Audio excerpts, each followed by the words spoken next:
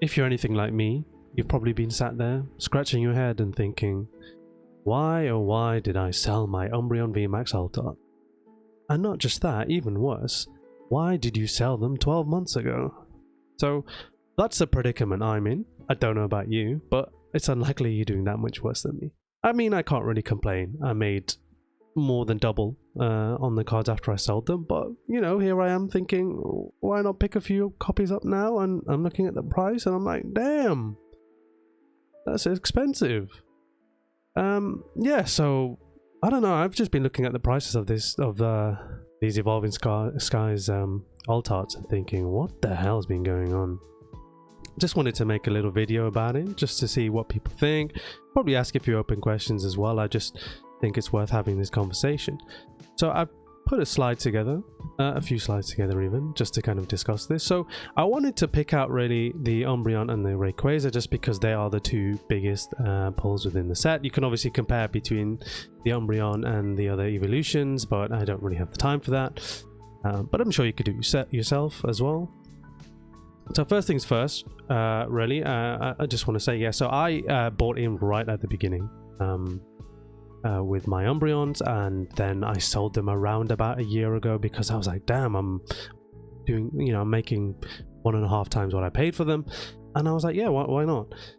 So I did that, and I basically got rid of everything. I should have at least kept one copy, which is a little bit absurd looking back right now, but I was also at the time thinking, hey, the price is insane.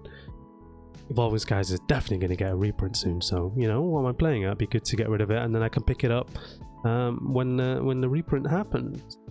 And then you look at something like this, and you're like, oh, well, I see a reprint, but it just keeps going up, and it just keeps going up, and it just keeps going up. And this is the crazy thing about it. So I've put the two prices, so the price for the Rayquaza and the Umbreon, and you can see the graphs there taken from TCG Player. But I've also just included some specific numbers just to give a bit more detail. And I think the main things you kind of want to point out are the fact that at the end of last year, before Christmas at least, the Rayquaza was more expensive than the Umbreon. And as far as I recall, I don't have this data on hand, but I'm sure you can find it somewhere. The Rayquaza was expensive straight out the gate. I think it was closer to $200, and the Umbreon was closer to like $150 to $100. And it was pretty much like that up until you know, around about Christmas time that year, and that's when this kind of divergence and separation between the two cards really happened. And so for me, I look at this example and I think, okay, what's the difference between the Umbreon and the Rayquaza, right? Both really popular Pokemon, both come from sets, a really popular set even, and are both extremely difficult to pull. I'll show those numbers a little bit later. But then why the hell has that Umbreon gone from that $178 price range, or that $200 price range in October, and now is at well over $400? Whereas the Rayquaza has not done the same thing. It's basically the same card, right? It's the same set, it's the same rarity. Roughly, you'd assume it's going to be the same pull rate. I know it's not exactly the same, but they are both Altarts, and the Pokemon knows that they are. Would be the chase sets of the chase cards of the set. There's a thing in Yu-Gi-Oh at least, and I'm not sure how much it kind of translates into Pokemon. I'm sure it says somewhat, but you have something called short printing, where it's like what Konami does is they often don't print a lot of a popular card because they have a very aggressive printing policy, reprinting policy in Yu-Gi-Oh. But often what they do is they reprint those cards, but don't reprint as many of them as they do of the other cards of the same rarity. Kind of a roundabout way of saying maybe the pull rates aren't exactly the same, and I don't know if you were to take all the packs open of the Evolving Skies, you would see that. But the crazy thing is, these are basically what you'd say are the same cards. So why has it, at this point, at the end of last year, has this divergence just appeared and just gone insane? And when you look at all these factors, it leaves me wondering one thing, and I'm thinking maybe this is all just down to the fact that Umbreon is just that popular.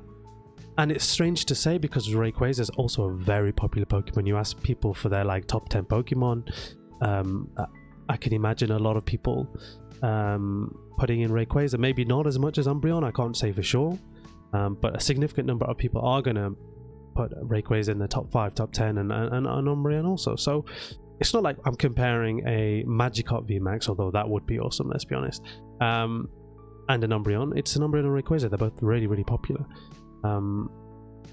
By this, it's kind of clear to me that Umbreon is significantly popular. I mean, if we did a survey and we asked questions, we might be able to get a definitive answer.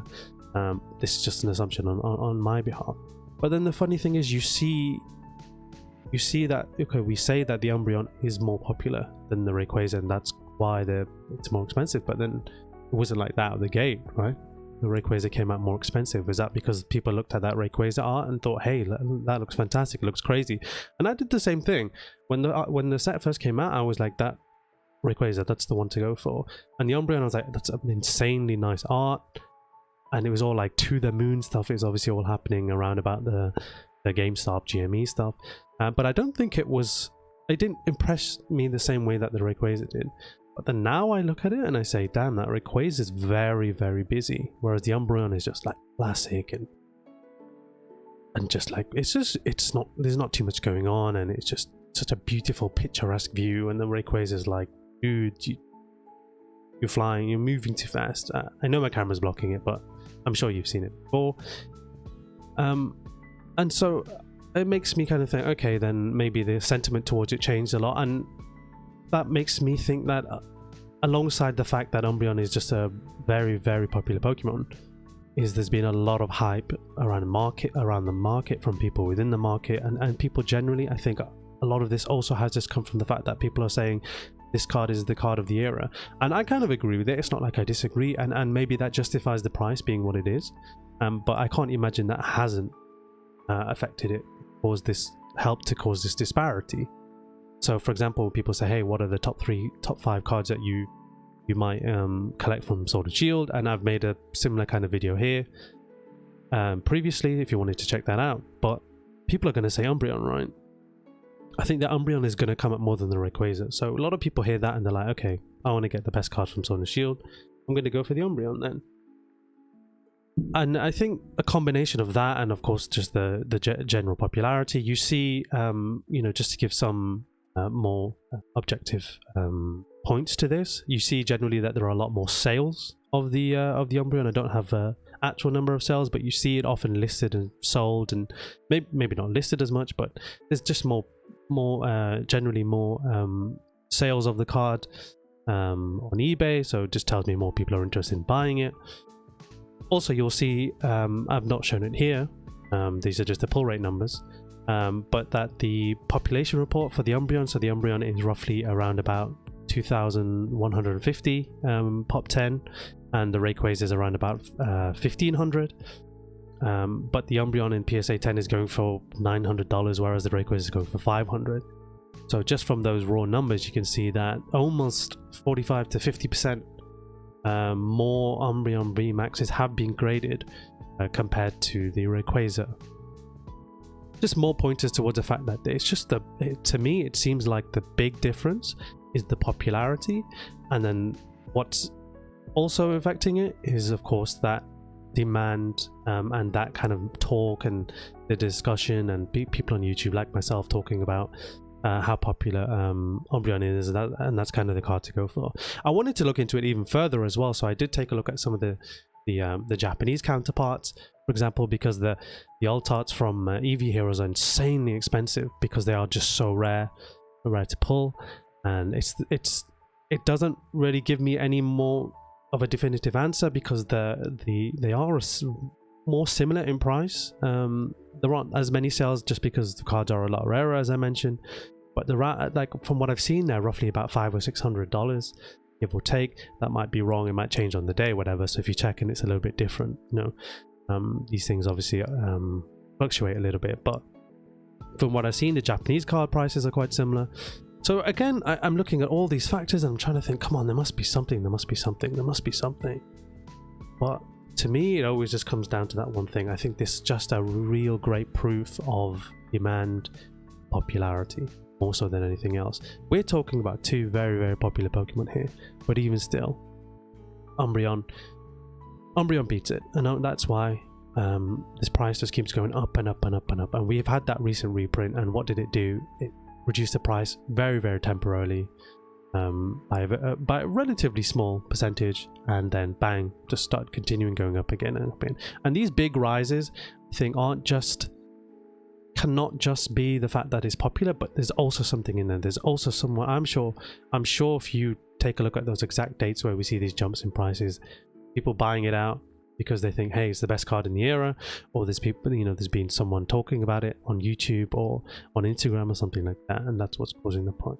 So it makes me often just think of the old so if anyone knows SM Pratt, he's a reasonably popular person in the community in the hobby, and he has a mantra which is basically older, rarer, minter, better. So when you take a look at a Pokemon card, these are 4 things that you should be looking at.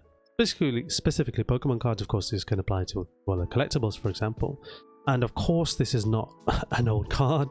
It is far from that, but it really fills in the rarer, minter idea. And does that mean that once it does get older and older, this is just going to continue? The price is just going to keep going up and up and up and up? Are we seeing the beginning? Are we expecting this to hit $1,000 raw one day? Is that going to happen in a few years down the line? I couldn't tell you, but the fact that we're seeing what we are right now, and it's kind of unbelievable to me, or at least certainly would have been a year ago, makes me think perhaps that's actually going to happen. So I just think it's bloody crazy. And I think one kind of cool thing about it, it's annoying not being able to just go out and buy it, because I'm like, do I want to spend that much on a raw card? But it's kind of nice to see that there are opportunities out there, and if you're smart and you're ahead of the curve, you can take advantage of these opportunities. You can find cards that you're interested in. You can clearly see here the example of a card that is just insanely popular, and how well that is causing the card to perform in the market. So it's nice to see more opportunities out there, modern, not just vintage cards as well. So really makes me think about the kind of stuff you're investing in, and maybe just looking at other cards and not just WotC Hollows, for example. So thanks for tuning in. Again, it's kind of an open question, maybe it's something I've missed, so if you want to kind of throw a question, comments, or share any points that you might think are useful in this discussion, I'd be really appreciated. But hopefully see you on the next one.